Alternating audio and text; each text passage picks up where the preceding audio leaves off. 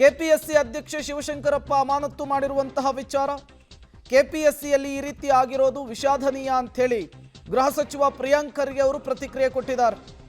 ಸ್ವಪ್ರೇರಣೆಯಿಂದ ರಾಜೀನಾಮೆಯನ್ನು ಕೊಟ್ಟು ಇನ್ವೆಸ್ಟಿಗೇಷನ್ಗೆ ಸಹಕರಿಸಬೇಕು. ತನಿಖೆಯಲ್ಲಿ ದೋಷಮುಕ್ತರಾದರೆ ಮತ್ತೆ ಕೆಲಸದಲ್ಲಿ ಮುಂದುವರಿಯೋದಕ್ಕೆ ಅವಕಾಶ ಇದೆ. ಬೆಂಗಳೂರಿನಲ್ಲಿ ಗೃಹ ಸಚಿವರಾದಂತಹ ಪ್ರಿಯಾಂಕ್ ಖರ್ಗೆ ಅವರು ಹೇಳಿಕೆಯನ್ನು ಕೊಟ್ಟಿದ್ದಾರೆ. ಇದೇ ವಿಚಾರಕ್ಕೆ ಸಂಬಂಧಪಟ್ಟಂತೆ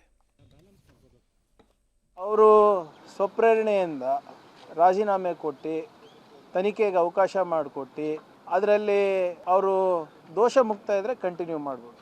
ಆದರೆ ಇಲ್ಲಿ ಎಲ್ಲ ಮೆಂಬರ್ಸು ಕೂಡ ಇವರಿಗೆ ವಜಾ ಮಾಡಬೇಕು ಅಂತ ಹೇಳಿದಾಗ ಇವರು ಹಠ ಹಿಡಿದು ಇಲ್ಲ ನಾನೇ ಇರ್ತೀನಿ ಅಂತ ಹೇಳೋದು ಸರಿ ಇರಲಿಲ್ಲ.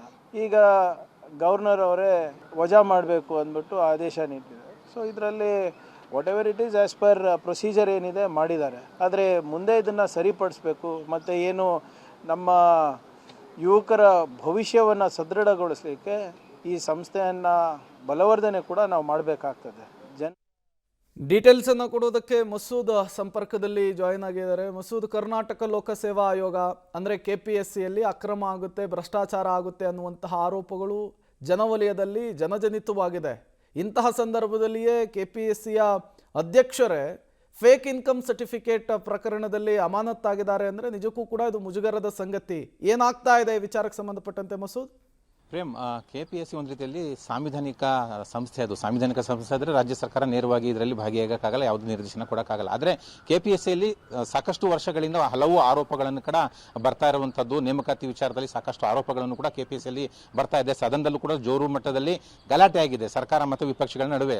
ಒಂದಷ್ಟು ಶಿಫಾರಸುಗಳು ಕೂಡ ಊಟ ಸಮಿತಿಯಿಂದ ಜಾರಿ ಮಾಡಲಾಗಿದ್ದು ಒಂದು ರೀತಿಯಲ್ಲಿ ಸುಧಾರಣೆ ಮಾಡುವ ಪ್ರಕ್ರಿಯೆ ನಡೀತಾ ಇದೆ. ಈ ಮಧ್ಯೆ ಕೆಪಿಎಸ್ಸಿ ಅಧ್ಯಕ್ಷರಾಗಿರುವಂತಹ ಶಿವಶಂಕರಪ್ಪ ಸಾಹುಕಾರು ಅವರು 5 ವರ್ಷದಿಂದಲೂ ಕೂಡ ಕೆಪಿಎಸ್ಸಿ ಅಧ್ಯಕ್ಷರಾಗಿದ್ದಾರೆ.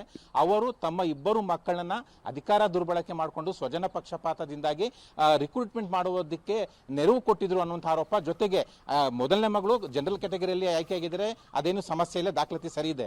ಎರಡನೇ ಮಗಳು ಸುಮಾ ಅನ್ನೋರು ಕೈಗಾರಿಕಾ ವಿಸ್ತರಣಾಧಿಕಾರಿ ಆಗಿದ್ದಾರೆ, ಇಲ್ಲಿ ನೇಮಕಾತಿಗಾಗಿ ಪರೀಕ್ಷೆ ಬರೆದಿದ್ರು.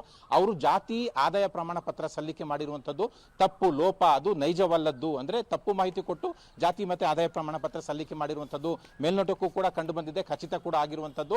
ಅಂದ್ರೆ ಅವ್ರ ತಂದೆಗೆ ಪ್ರತಿ ತಿಂಗಳು, ಅಂದ್ರೆ ಇಲ್ಲಿ ಕೆಪಿಎಸ್ಸಿ ಅಧ್ಯಕ್ಷ ಶಿವಶಂಕರಪ್ಪ ಅವರಿಗೆ ಪ್ರತಿ ತಿಂಗಳು 2.25 ಸಂಬಳ ಇದೆ, 2.25 ಲಕ್ಷ ಸಂಬಳ ಇದೆ. ಇವರು ವಾರ್ಷಿಕ ಆದಾಯನೇ 40,000 ಇದೆ ನಮ್ದು ಅನ್ನುವಂತಹ ತಪ್ಪು ಮಾಹಿತಿ ಕೊಟ್ಟಿದ್ರು. ಇದು ಒಂದು ರೀತಿಯಲ್ಲಿ ಗಂಭೀರವಾದಂತಹ ಆರೋಪ. ಜೊತೆಗೆ ಕೆಪಿಎಸ್ಸಿ ಅಧ್ಯಕ್ಷರಾಗಿದ್ರು ಕೂಡ ಅವರ ಮಕ್ಕಳು, ಯಾರೇ ಕೆಪಿಎಸ್ಸಿ ಅಧ್ಯಕ್ಷರಾದ್ರೂ ಕೂಡ ಅವರ ಮಕ್ಕಳು ನೇಮಕಾತಿ ಪರೀಕ್ಷೆ ಬರೆದಾಗ ಅಧ್ಯಕ್ಷರು ದೂರ ಉಳಿಬೇಕು, ಈ ನೇಮಕಾತಿ ಪ್ರಕ್ರಿಯೆಯಿಂದ ದೂರ ಉಳಿಬೇಕು. ಆ ಒಂದು ಕೆಲಸ ಶಿವಶಂಕರಪ್ಪನವರು ಮಾಡಲಿಲ್ಲ. ಜೊತೆಗೆ ಬೇರೆ ಬೇರೆ ಆರೋಪಗಳು ಕೂಡ ಕಂಡು ಬಂದಿದ್ವು. ಮುಖ್ಯವಾಗಿ ಜಾತಿ ಆದಾಯ ಪ್ರಮಾಣ ಪತ್ರ ತಪ್ಪು ಸಲ್ಲಿಕೆ ಮಾಡಿರುವಂಥದ್ದು.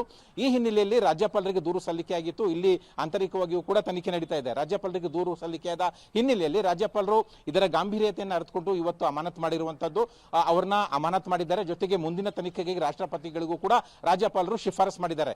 ರಾಷ್ಟ್ರಪತಿಗಳು ಮುಂದಿನ ತನಿಖೆ ಸಂಬಂಧಪಟ್ಟಂತಹ ಸ್ವರೂಪ ತೀರ್ಮಾನ ಮಾಡೋವರೆಗೂ ಕೂಡ ಹಂಗಾಮಿಯಾಗಿ ಹಿರಿಯ ಸದಸ್ಯರು ನೇಮಕ ಆಗಬೇಕು ಅಧ್ಯಕ್ಷ ಸ್ಥಾನದಲ್ಲಿ. ಈಗ ಪ್ರಭುದೇವ್ ಅನ್ನೋರು ಹಿರಿಯ ಸದಸ್ಯರು, ಅವರೀಗ ಹಂಗಾಮಿಯಾಗಿ ಕೆಪಿಎಸ್ಸಿ ಅಧ್ಯಕ್ಷ ಸ್ಥಾನವನ್ನ ವಹಿಸಿಕೊಂಡಿದ್ದಾರೆ. ಒಟ್ಟಾರೆಯಾಗಿ ಈ ಪ್ರಕರಣ ಒಂದು ರೀತಿಯಲ್ಲಿ ದೊಡ್ಡ ಮಟ್ಟದ ಮುಜುಗರ ಸೃಷ್ಟಿ ಮಾಡಿರುವಂತದ್ದು. ಈಗ ರಾಜ್ಯಪಾಲರು ಮಧ್ಯಪ್ರವೇಶ ಮಾಡಿ ಕ್ರಮ ತೆಗೆದುಕೊಂಡಿದ್ದಾರೆ. Prem, okay, thank you Masood ತಮ್ಮೆಲ್ಲ ಮಾಹಿತಿಗಾಗಿ.